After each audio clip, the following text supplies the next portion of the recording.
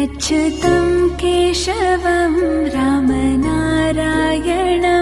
कृष्णदामोदरं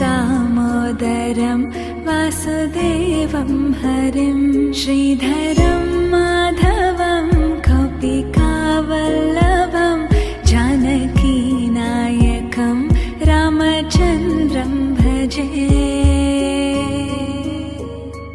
अच्युतं केशवं सत्यभामाधवं माधवं श्रीधरं राधिकाराधितम् इन्दिरामन्दिरं चेतसा सुन्दरं देवकीनन्दनं नन्दजं सन्दधे।